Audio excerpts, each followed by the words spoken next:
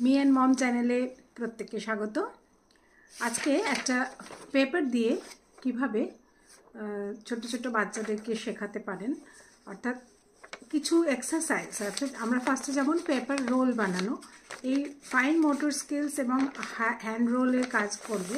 পেপারটাকে নিয়ে এরকমভাবে শুধুমাত্র এইভাবে মুড়তে শেখান। দেখুন, প্রত্যেকটা আঙুলকে কাজে লাগিয়ে আমরা এভাবে এটাকে এরকম করে মুড়তে শেখাতে পারি। এটা 1 নম্বর। এটা দিয়ে আমাদের হাতের আঙুলগুলোর কাজ হয়। এই হাতের এই পয়েন্টের কাজের জন্য এটাকে ফার্স্টে দুটো ভাগে ভাগ করে ছিঁড়তে বলুন, অর্থাৎ ব্যাপারটাকে পাতলা করে এইভাবে ছিঁড়ে ফেলতে বলুন। তারপরে এটাকে আরও মোটা করে দিন, এইভাবে আরও মোটা করে দিন, এইভাবে মোটা করে দিন, এমন করে যাতে ছিঁড়তে আরেকটু কষ্ট হয়। আবার এই দুটোকে একসাথে করে দিন, আবার এরকমভাবে ছিঁড়ে দিন।